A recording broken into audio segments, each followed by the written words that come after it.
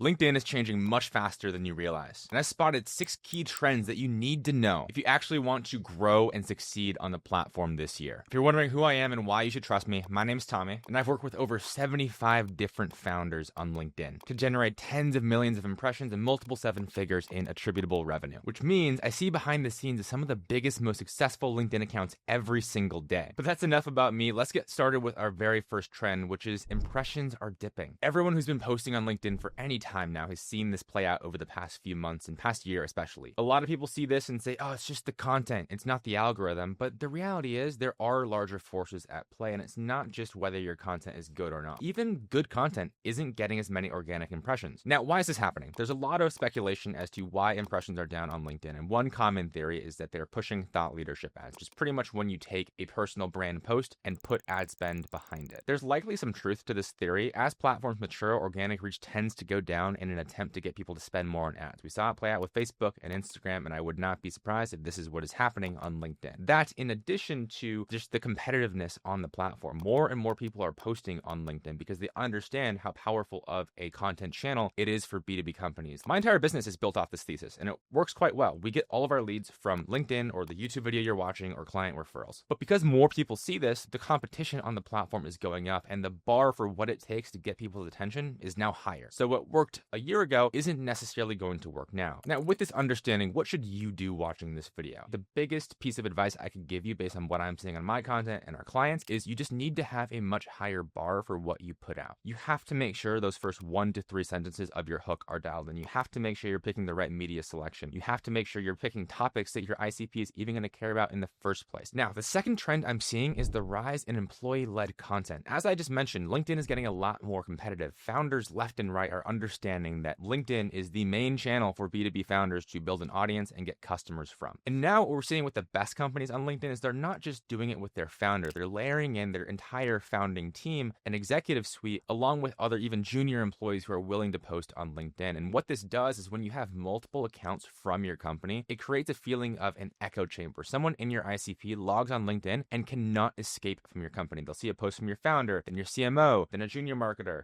then a product manager. And if you have that motion going, your ICP cannot escape in the best way possible. As far as how you want to execute this, you don't have to get 8 accounts active at once. Really, what I would do is start with one founder, the basics, and then once you crush that, layer in all the other co-founders. So if you have 3 co-founders, get each of your 3 co-founders active on LinkedIn. Once you check that off, then you'll go to the rest of your executive suite. So your CMO, CRO, and then once that's in place, you should have 3 to 5 accounts active on LinkedIn, and you can start to encourage even more junior employees to start posting. The biggest piece of advice here that I have is don't try to run some stupid employee advocacy program where you give copy-paste text for them to go and post. That's not going to work at all. Companies try this and it fails every single time. You have to lean into the employees on your team that actually want to post. Now, trend number 3 is one that we just can't ignore at this point, which is AI content saturation. With the rise of tools like ChatGPT, Claude, and all of the other LinkedIn-specific content writing tools, it's becoming easier to go from nothing to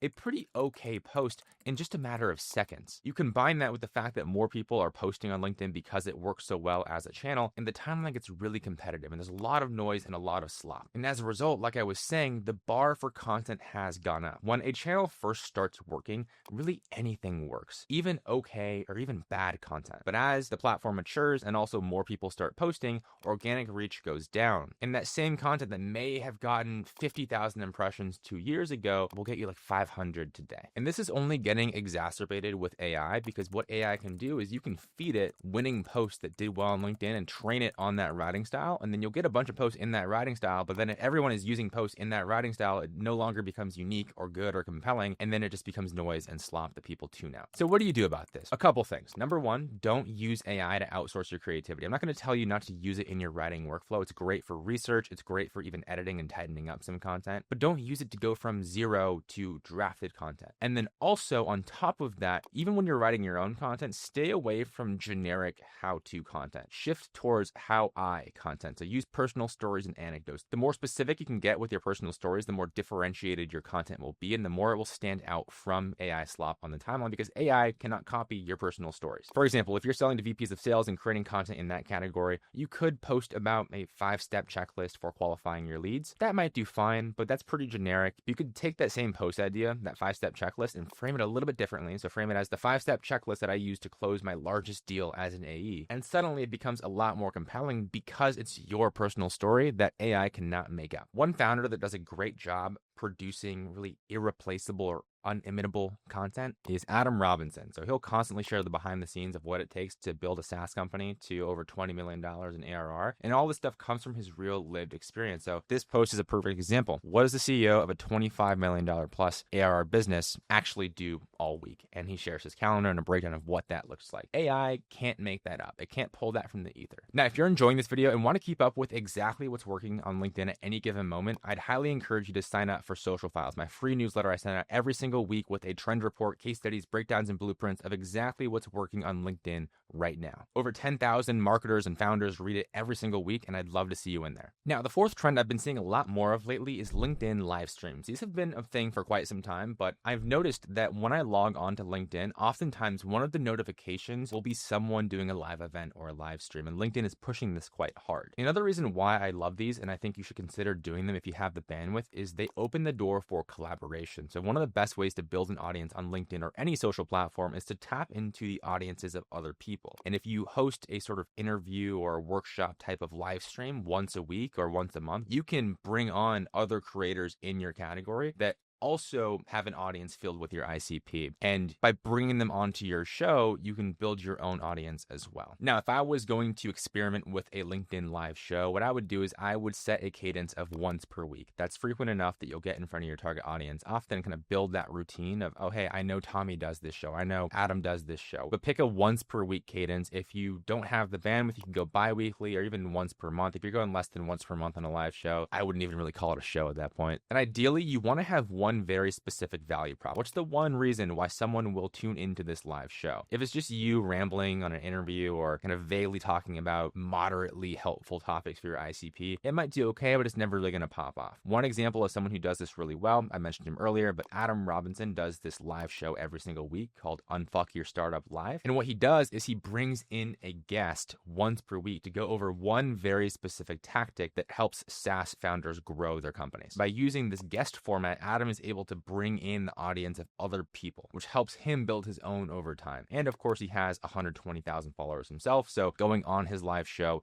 is valuable to the guest as well. Now, this fifth trend is an exciting one. It presents a new opportunity for founders to grow their personal brand and also turn their organic content into a real pipeline. And that's the popularity of thought leader ads. And just to establish definitions, thought leader ads are the ad unit where you take a personal organic piece of content and boost it by putting ad spend behind it. This type of ad unit is great because when it shows up in the LinkedIn feed to whoever it's being served to, it doesn't really look like an ad. It looks just like a personal organic piece of content. The only indication that it's a paid post is that there's a little tiny bit of text underneath the profile picture that says promoted, but at first glance, you really can't see it. And even when you do notice it, the posts are positioned as much more organic feeling, so you're less likely to trigger that typical banner blindness that you might see when you see this super corporate looking branded graphic of a LinkedIn ad that most software companies will run. Another benefit to thought leader ads is that when you take a winning organic piece of content that already has a bunch of likes and comments and engagement on it and put that spend behind it, you keep that engagement. So you already have that social proof. Like think about when you're scrolling the timeline, right? If you come across an ad or even an organic piece of content, you're looking at the likes that it has, the comments that it has, and when you see a post that has like one like, you're less likely to stop yourself and engage because there isn't that much social proof. The same thing happens when you boost ads. And when you take winning organic pieces of content that already have a ton of engagement, you can circumvent that process of having to like grind to get that first bit of engagement. And the way you'll test these is quite simple. All you're going to do is look over the past 2 weeks for your best performing organic pieces of content. Ideally, you want to let that organic post run for a week or two and let it rack up engagement because like I said, that's going to transfer over into the ad unit itself. Once you let that content run its course, look at your best performing content that gets the most ICP specific engagement and then move that into a thought leader ad. You're going to run the ad with the engagement objective. And what you'll notice here is you can't actually add a CTA when you run an ad with a engagement objective. But what you can do to circumvent this is before you put spend behind the thought leader ad, go into the organic content itself. And once this runs its course, click the edit button and add a PS line at the end of the text with call to action to a newsletter or lead magnet, or even just a book a demo page. This will essentially function as the button in your thought leader ad. And as far as spend, it's going to depend on the company and your goals and your budget, but what I would do is no less than $20 per day. Even that is on the low end, but that's a good kind of starting point, and then just ramp up from there once you find assets that do perform well for you. And trend number 6 is what I'm calling the great divide. There are two different types of accounts that are posting on LinkedIn right now. One is your content creator that goes super broad and tries to build the biggest audience possible and often posts super broad, generic, inspirational content in an attempt to game the LinkedIn algorithm. You often see these people using engagement pods. They'll post and then magically within 20 minutes, they have 50 to 100 people commenting on that content. These are content creators. Now, the second type of account that is growing on LinkedIn right now is the founder who also happens to post on LinkedIn. The actual operator who's building a real company and shares their insights, personal stories, and expertise on the timeline, and oftentimes will grow a bit slower, but they're preserving their reputation over time and actually building real trust with an audience of people who will eventually buy from them. Now, tactically speaking, how do you actually implement this, right? Because that sounds great. Like, just be authentic. How I would do this is by making sure your content funnel is balanced. Now, there's a time and a place for a super well optimized broad LinkedIn post that you just know is going to rip, even if you're kind of playing the game a little bit. But you don't want to go too far top of funnel to the point where every single post is super broad and you're building a diluted audience. On the other side, you don't want to only post super bottom of funnel technical pieces of content about your product, because that doesn't really have a large total addressable audience. Quite frankly, if people just don't care about your product that much, you want to have a balance between content that is going to just do well on LinkedIn and stuff that is related to your product. And all of that should be underpinned by personal stories and your real actual opinions, not just playing the game for the sake of getting the most impressions possible. Now, if you want a content strategy you could use to actually keep up with these trends, click here to go to the next video where I'll walk you through the only content strategy you'll need to generate millions of impressions and actually get leads from your content.